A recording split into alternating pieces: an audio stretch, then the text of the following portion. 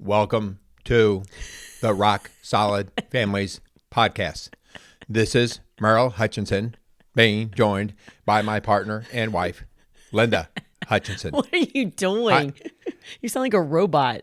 I'm practicing my AI talk, Linda. That's not how I'm a robot. That's what the lesson's about. Oh, dear Lord. You are going to feed the flames of those out there that are like, I am not listening to an AI podcast today. Recently, our mind has been blown, as many of you guys have, the AI world, artificial intelligence. Gosh. And so we're going to actually tackle that subject today.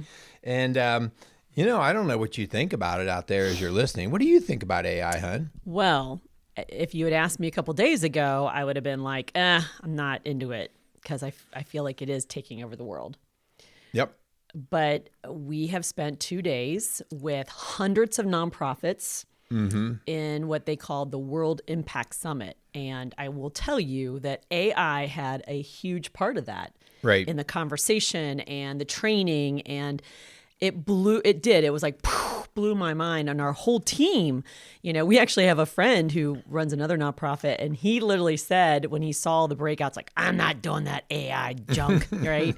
And then main stage, they were talking about the CEO of YMCA and how he uses AI every day, and it is his personal assistant, and it helps him in his finances and his HR and his grant writing and all of that stuff. And we're like, holy cow. And can I say he's probably 60s. About late 60s, early 70s. We're like, he was no young man. Yeah. And so, if you're around our age, which I'm not going to say how old our age is, but I'm in the Brady Bunch, Little House on the Prairie age. Let's just say she's in the last year of the 50s decade. Stop. I didn't say what your age was. Well, it's and really. And I'm in. I'm 61. You're back in the Leave It to Beaver stage. Yeah, there was no AI back then. I'm sure. Okay, so let's just confess. When I started teaching, it was all paper and pencil. There was no computers. There was no internet. And so all the horses were parked out front. It was tough. And I remember beginning to teach and having an Apple IIe computer. It was a green screen, and we started using email. And I remember thinking, I'm not using that. Like that's stupid. And like, where would we be today if I refused to do a computer, which I have in front of me, or an email? It's just really where we are in our world. And now the reason why my mind is blown is that it's exponentially changing. Oh, yeah. To a way where we were just talking in this one breakout session we did, that by the time our kids are adults, they're probably not even going to get a driver's license, because they will have cars that just drive for them. Yeah. And, maybe that would benefit our son. I should have not gone there. I'm sorry. I'm sorry. Snacks back. Yeah. So. Yeah. Anyway, but before we get into that, which you can tell we've got a little excitement in this, but a lot of conversation, right, around AI. And so if you have no idea, it was funny because they pulled the room, and we had a packed house. Mm-hmm. They pulled the room, and there was a lot of younger people there. And so it was like a level 1, 2, or 3. Level 1 is I don't use it at all and I don't want to. Level 2 is I use it occasionally, but I don't know much about it. And level 3 is I'm pretty proficient. Right. And I would say, I think there was 1 or 2 people in there that were proficient. And then majority of us was like in the middle. And then there was quite a few that had never, ever touched it. Like, I'm not going there. And so maybe that's you. Maybe you're proficient in there. I don't know where you're at, but whatever range you're in, join us in this conversation, because I think it's going to go in an interesting way. Yeah. I'd hardly say that I was an early adopter. That would be, but actually about over a year ago, our oldest son, I had already heard about AI, but he said, Dad, like, here's what it can do for you. And we were working on a project and stuff.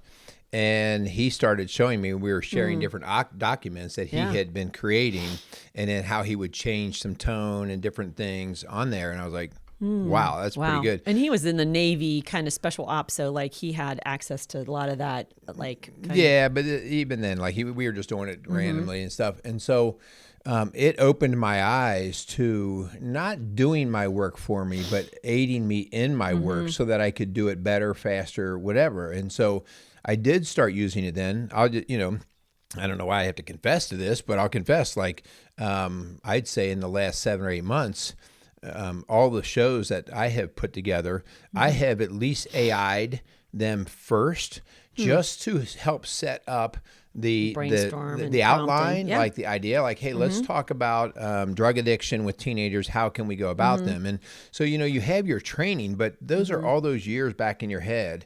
And right away, the AI can say, oh, hit these points, right? So it can take the ones you already have, and then it can give you the more, like, oh, yeah, this is so much more thorough. So I will also, that in our work, like I adopted, I don't know, 6 months ago now, using a note taker, an AI note taker, because when we do notes in the counseling world, I mean, when you do a session, you have to finish the session, and you may have, and we typically don't take notes during sessions. I do. Well, but I'm not like nose to the notebook, not looking at my client. I'm paying attention, and I'll scribble down things, but it's not really a good note. And then you got to go back and spend 10, 15, 20 minutes going, okay, and this might be a day or two later that you go, okay, what were we talking about? And you try to create this note. And you know me, I hate paperwork to begin with. And I was like, if there's anybody I can do to get to do this. And so using what I use for that has just been fantastic. I mean, I have 6 appointments today, and I will spend probably a total of about 5 minutes on just making sure my notes are put together. Yeah. So we'll go talk about that a little bit more. But before we do, let's thank our sponsors, because we want to thank Casey's Outdoor Solutions, Maxwell Construction, and the Hoosier Ice House for their support of what we're talking about today. And we are going to talk about the ethical concerns and the privacy situations. If you're a conspiracy theorist, you could go in a million different directions with this, but we're going to kind of debunk some of those concerns and questions, and it does raise some ethical things, so we're going to talk about all that. But we just want to thank those sponsors for their support. We also want to thank you guys for out there listening to what we do in our show and our messaging.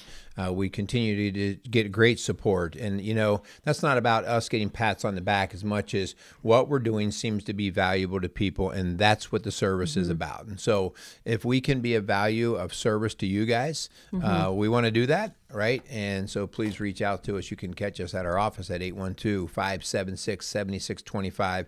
Go to our webpage, rocksolidfamilies.org, and you can check out so many different things that we're doing, from schedules, activities, events, blogs, those kinds of things. So check it out and see what you think. Yeah. So let's get rolling. Yeah. Okay. What does AI stand for? Artificial intelligence. I've had that all my life. I'm not sure why it has to be a big thing. I did hear this week augmented intelligence. Yeah. And augment, and the reason is augment is to build into, right? To build into. And to supplement. Right. And so this whole idea, guys, I think when you first see this, I think the fear is somebody else or some other brain is going to come over and start taking over all the thought process. And you start to learn and educate that the thinking process of AI is generated from many, many, many different algorithms of how humans think. Okay, so it's a large collective body.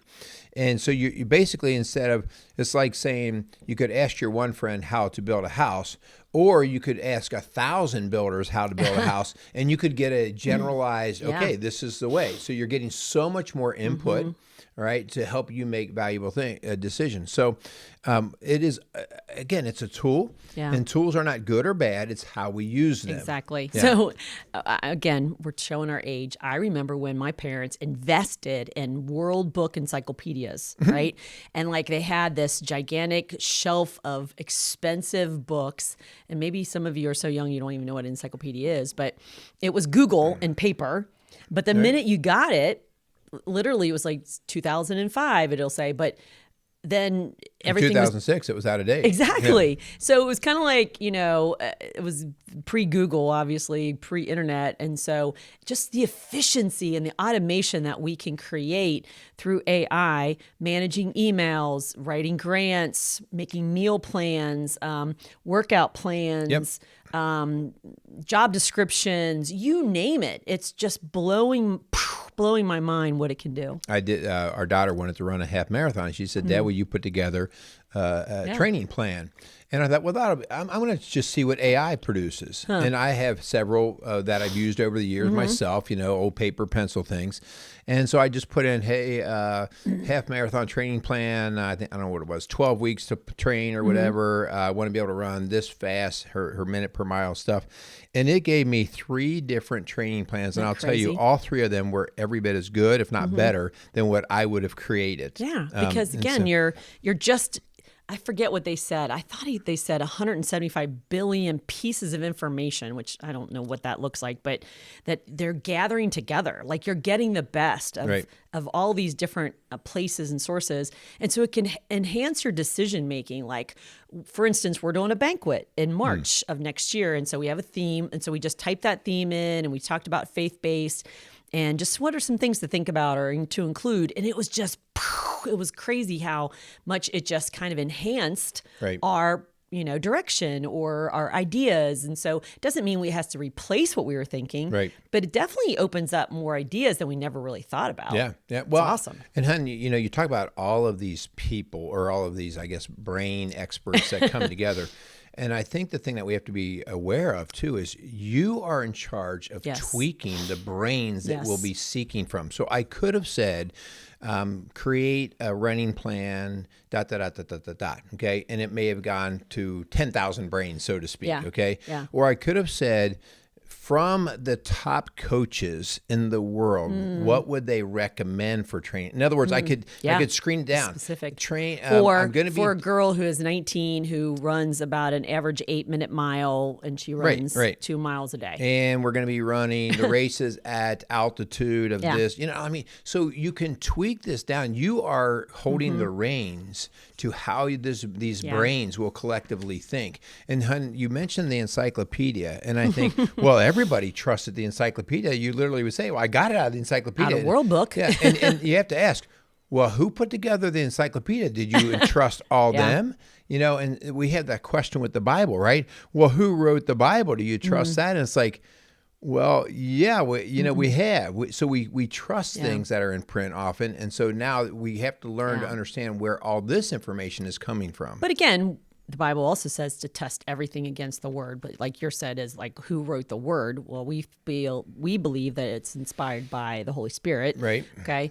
But let's go back to AI because it can be your new assistant. Okay, but it's only as good as your prompts. So you have to be super specific. Right. So if we're doing AI pros and cons, then we want to know it from a Christian perspective. We got to write that in there. Or we want to look at it as a parent. We wrote that in there. And so, you guide it and direct it, and it needs those prompts. And so that's important to ask. And one of the things that the speaker was teaching us on is, so you write your prompts and then you say, ask me questions for clarification. Right. So in other words, if there's anything they're not sure of, then they'll ask okay, well, who's your audience? Or, how old are these kids? And so that's a pretty cool way of just getting feedback. And by the way, I think this was crazy. If you praise it, like if you have Chat GPT, if you praise it and go, man, that's exactly what I wanted, or you're right on track, it actually remembers that. Right. But if it says, no, I want it from a Christian perspective, it literally remembers. If you have the app or the website, it actually remembers what you're looking for. And it actually starts to shape like your searches and stuff. Yeah, how you operate and even how you speak. I had one AI generated tool that I used for a little bit, and it was very limited. It was part of a package that I bought into, and it only spoke in one tone. Like it was super, super smart in how it wrote things. And I said, that's not how I speak. And so here I was wanting to use it so to help me create some content on some of our podcasts. And I was like, I would never speak that way. Yeah. So you got, but true AI generated stuff that you can start to customize will start to reflect your tone and your thought processing. It's crazy. And they gave us lists of their favorite, and there's like 200 something, and it's changing every day of different apps that you can use. And they were talking about one of these video apps that literally can translate a sermon into 40 different languages. Right. And it literally has your mouth moving in that language. Isn't that crazy? Yeah. And so I just think of, wow, if we just sit there and go, nope, sorry, I'm not doing AI. So I'm sorry, I'm not doing AI. Then our church can't reach those Hispanic immigrants that have moved into our neighborhood. Like we're right now using that AI to translate the sermon in one service into another language in another service. Like just think of the opportunities. So we're not saying, please don't think that you're guilty or lazy from using AI.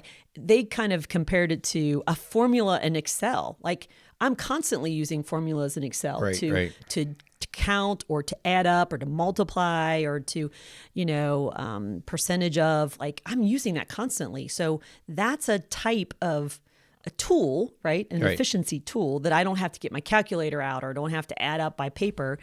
And it can make you unsharp if you're not using your other tools. Yeah. So it makes better effectiveness and efficiency are big things, right? Creativity, all those things are positive. Here are some of the concerns though. And I think this is worth stating. Sure. I have a concern about jobs. What you mentioned before, I'm a personal trainer. I've created probably, 50 different workout plans for other people, myself, playing around. Yeah. They're not going to need you anymore? I'm not necessary. I mean, my necessary thing might be hands-on at the gym, being everything from a guide to a rah-rah, whatever it is in that moment. But as far as I think of the years of swim coaching, hun, where we would spend time creating, the state meet is this date and here's our start date. And we would create, here's where we're going to do our taper. Here's where we're going to do our build up. Here's, all these different things. And now the idea that you could literally do that in a 20-minute session with Chat GTP. So like that job displacement could be a very real thing that we should be aware of. Well, and it was funny because we were discussing that too. And they actually said, nuh-uh, this innovation has created even more jobs because all of those marketing directors and digital controllers and, all those things are being added as we have kind of expanded our technology. So yes, some are, for instance, you don't have the, all the encyclopedia writers. Exactly. Done. Or newspaper, right. Journalists. The print material is gone, but that doesn't mean there isn't opportunities in other areas. And so you do have to pivot. Right. You got to learn how to pivot. If you're going to be a truck driver and all of a sudden everything is automated and they're driving themselves, like, okay, what's your next role? Right. So you have to kind of look at it like, okay, where can I be needed? How can I pivot? Yeah. And another, I'm going to say a negative or something we should be aware of, I'd say in the last 15 or 20 years, our cable news has disrupted us so badly that because there's such a bias, right? And everybody knows there's a bias, right? Yeah. Whether you're at this station or that station, but we're like dogs going back to the vomit. We keep going back to the same station, even though we know we're going to get that bias. And so we have to be careful with AI because you can build biases in. You might say, because you built your character, who you are. And your algorithms. I have a hard time saying it. Algorithm. And so you built this, and the next thing you know, you're getting information generated that is really slanted because of how you've tweaked it. And so we're going to have to be really careful of how bias comes in and say, no, I need to see multiple perspectives on these issues. Yeah, it's already happening with Facebook and TikTok and Instagram and even Netflix. Like it learns what kind of shows you like, right? Amazon, what you're searching for, what you're buying. And so AI is already infiltrating all of those areas. That's why you can literally see an ad pop up for something that you just were talking about or that you were searching for. So, and that kind of leads to the loss of privacy, right? Yeah. And so just to clarify, you talked about your note taking, okay? That is a privacy issue. And so you have used a paid AI program. And it's all HIPAA secured and approved. So it stays in my office. Yeah. And actually that's actually written kind of cool. It really keeps my opinions out of it. Yeah. Like I would never say something like, and I feel like this person is ... which is really maybe my opinion. And so it keeps it very scientific and professional, clinical. Yeah. So that's a good thing, but right. Yeah. But I have to pay for that. Yeah. So there is a free version of a lot of these apps like Chat GPT, for example. Okay. There's a free version of that where you are the product. Yeah. So whatever you're typing in, it's collecting that data, the fact that you were searching for that or you want to know about that. Okay. So for instance, if I searched rock solid families, it did pull up who we are. Yeah. Okay. And if it's wrong or if it's not complete, I can go in and say, no, that's not right. Rock Solid Families is a faith-based coaching organization. And so I can be specific and it will remember that the next time. Right. So you can use it as a product, but also the privacy part. So this is where doctors are using it and counselors and coaches are using it. And even like CEOs to create a budget so they can throw in the numbers of, their profit margin and all that stuff. And it can create that budget. So, but you want to use the private version where you are being, that's where the CEO of the YMCA was talking about how he creates like the job descriptions and his budgets, but that's on a private, it's literally an AI assistant. Yeah, that he has been creating and tweaking based off of the need that he has versus on some open field. But we do have to be careful on the open GPT. And I think we're going to have to continue to monitor that, right? You says, well, this is secure. Well, how do you know it's secure? So, I mean, usually it's if you're paid. Right. Yeah, but even that, they can tell you that. So, like, how do we actually know? So we have to. That's going to be something we're going to have to get better and better at policing and regulating to make sure that there's actually teeth in that to say that. And I want to go on another thing, and this is, I think this is very real, and I think this is probably a bit of my fear, and trying to balance it, and that is becoming dependent and dumbing down ourselves. Like I will give the perfect example of I know where you're going. Of GPS. Yes, GPS is awful. I mean, we absolutely love GPS because we can go visit our son down in South Carolina and just go. And if he says, "Hey, let's go to Jack's Cosmic Hot Dog Stand," which by the way we did, and I'd be like, "What? Like, where's that?" I can, in a matter of a minute, find out exactly where it is versus the old days of going, "Oh, I don't," My mom used to have one of those triptychs from AAA where it was like this really long map of where we're going. And I mean, it definitely kind of makes you lazy in that sense. You fail to learn how to navigate. Yep. Most of our kids don't even know north, south, east, and west. They can't even go outside and begin to figure that out. And so I think it's going to dummy us down in a lot of those areas. Which there should be a concern about that. I think just in the dependence, this goes back to the calculator. Exactly, Our I was kids thinking the same thing. Don't know how to do a lot of simple math like the division and multiplication because the calculator does it, and it's like, well, why do I want to learn? And listen, I use it too. Yeah. Thank God I did learn long division and all those things, but. So I don't know, like that's going to be something that I think has an opportunity to cause some problems for us in terms of just keeping our brain sharp. Yeah. There is that ethical question too. For instance, I know a lot of pastors who use this prompting for their sermons, right? But it can write the whole sermon for you. Yeah. And so are you going to take credit for that or are you going to say this was AI generated, And so like you said, we do kind of type in the topic we're going to do. Right. And then we'll tweak it or add to it or like, oh yeah, I never thought about that. And our own personal experiences that you had. Oh my gosh, I forgot about that. And so, we do really want to be careful that we don't use it in harmful ways, that we don't kind of steal people's... Right, I like what you said there. I mean, give credit where credit's due, right? Like, because I think what we find is that it does create good stuff. Yeah, it is. Right? I'm thinking about the preacher, the sermon that you're talking about. A sermon who would be so prideful to say, I'm not going to use it because it's not mine. But the message that maybe it created was maybe far better than anything you could have ever created. Yeah, because you can say, I want scripture in all these points or whatever. Yeah, so that idea, but you got to give credit. Like, no, I got to be honest, guys. Like, I got help on this. Yeah. This is not for me, but it allowed me to get this better message to you. Our AI workshop workshop, the very first thing the person asked when they sat down, did you use this? And it will even generate the PowerPoint slides. Oh, yeah. And so again, it's a start, it's a prompt, and you do have to be careful. I know our son is being called out on AI. So the teachers, I'm so glad I am not teaching in this day and age to try to figure out what's real, what's them, what's not. And so there is, I guess, some tools that teachers can use to check for AI. And so he's got called on that before, you know? So it's like you can't literally just copy and paste as a student or as a Well, and that's even a little different because they're Googling and then just copying, pasting versus an AI generated that really could come up with a very unique document based off of how you. Now, I'm not sure that he was smart enough to do all that, but so you're right. You know, it's going to be a concern. Google is down 25%. I don't know what the span of time is, last year or two, but it's because we're jumping over Google now and going to AI. Right. I can ask AI the same question and get much more detail, where Google's just going to give me 10 hyperlinks of different places I could go to get that information. What's crazy, if you Google something, it AIs it. Its response comes up like if I say, "Hey, I'm having a problem in my left shoulder," and it'll do the AI thinking thing, and it gives me this generate. You're like, "Well, you didn't even do your job, Google."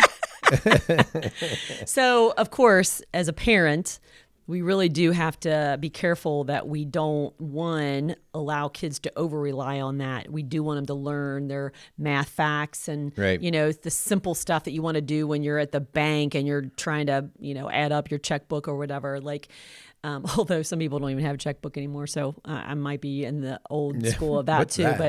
But also exposure to inappropriate content. I mean, you could search for anything. And you can get videos, you can get pictures, you can generate pictures. Like you can say, I want a picture of, I saw one of the workshops had a picture of the Pope with this really cool, like hip jacket, like he's a thug.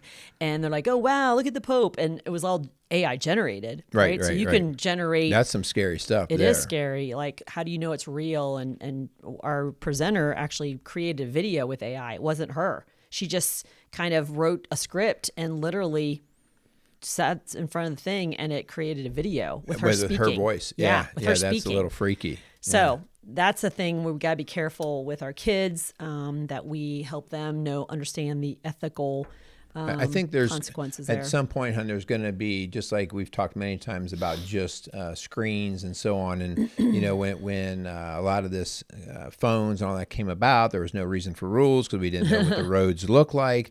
But then we started to get these like, oh, we need to have some I'll say traffic laws here, right? We need to know how to do this.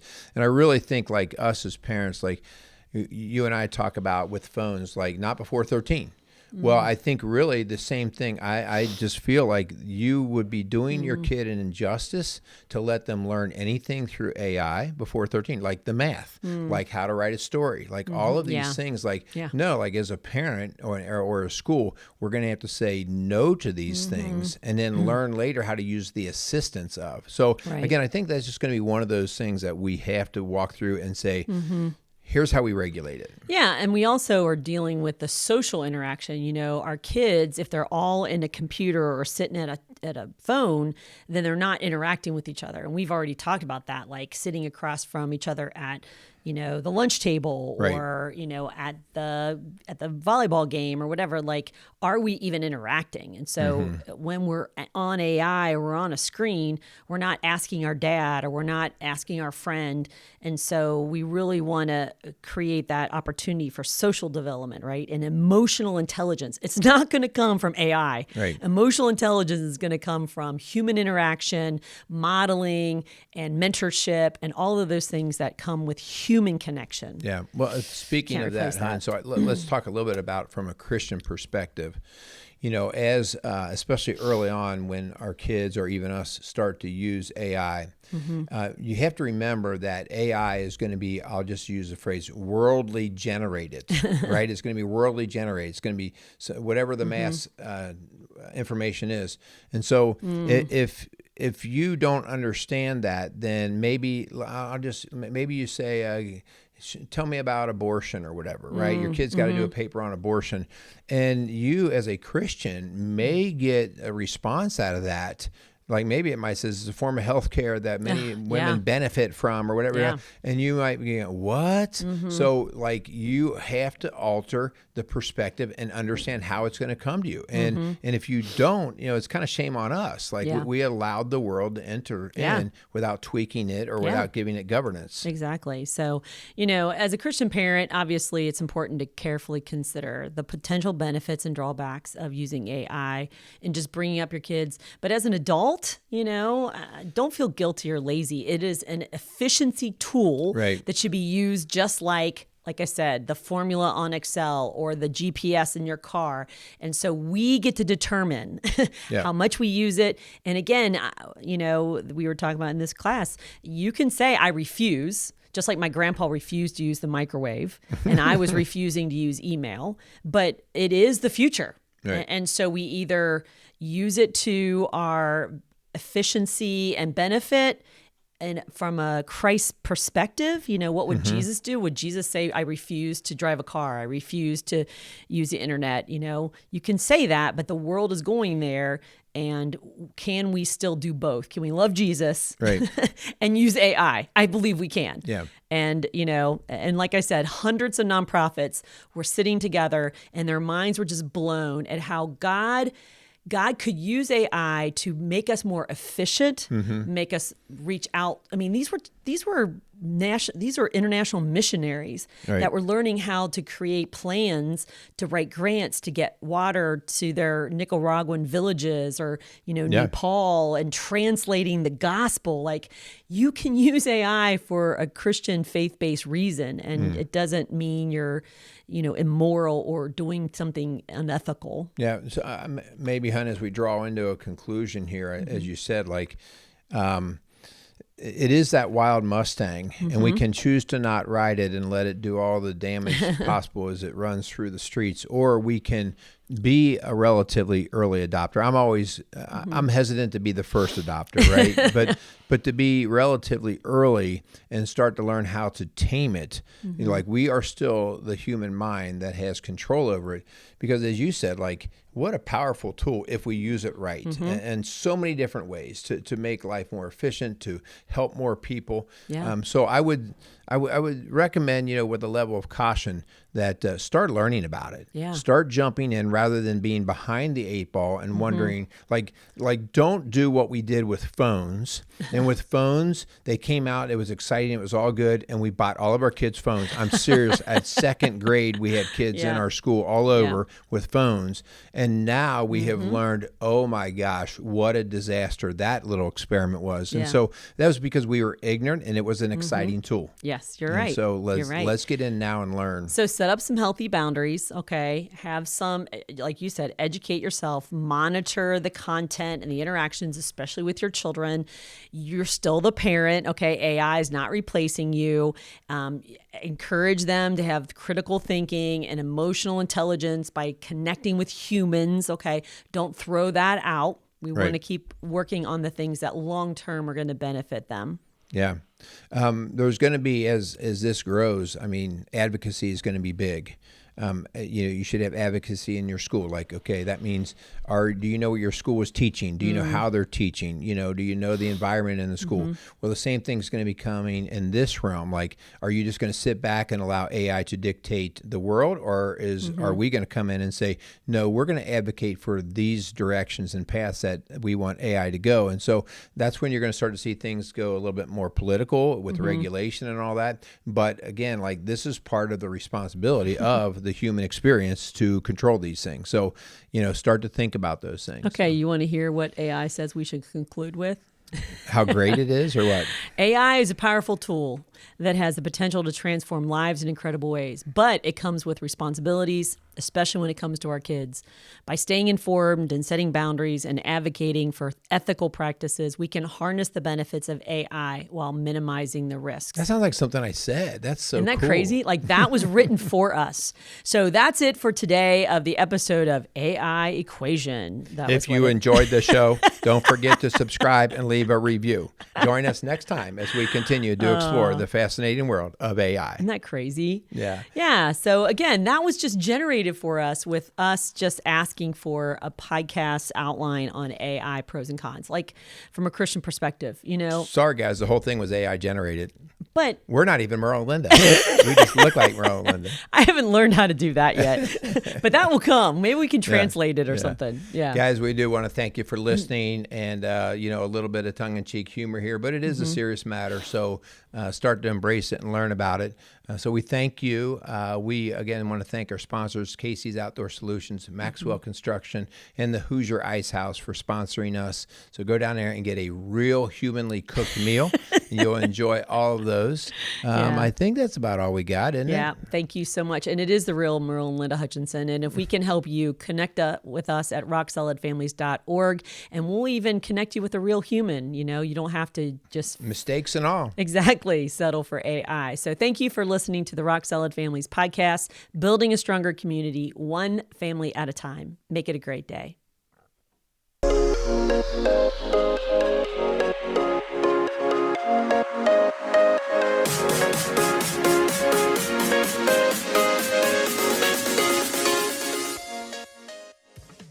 Rock Solid Families wants to thank Casey's Outdoor Solutions for sponsoring the Rock Solid Families podcast.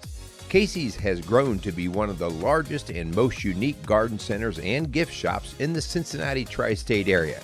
Whether you are looking to take on that next landscape project or simply add a little home decor to your house, Casey's has you covered.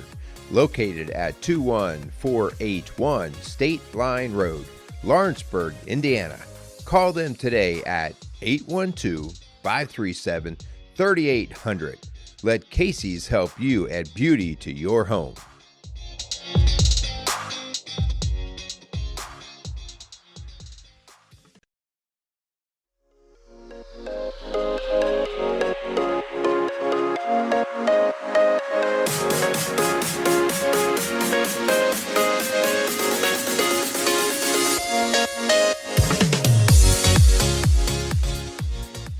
Rock Solid Families wants to thank Maxwell Construction for sponsoring the Rock Solid Families podcast. For over 30 years, Maxwell Construction has been a leader in turning dreams into realities, building schools, banks, restaurants, and many other commercial and public facilities. Maxwell Construction has made it their priority to not just build buildings, but to build into their community. So if you have any construction needs, call them at 812-537-2200.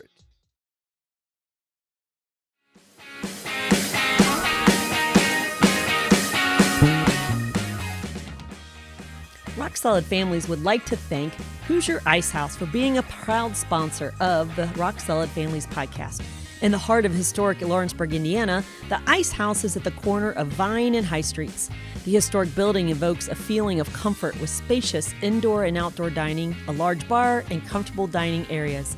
Large enough to host parties, yet intimate enough to feel like your favorite neighborhood restaurant. So thank you again for the Hoosier Ice House for sponsoring the Rock Solid Families podcast.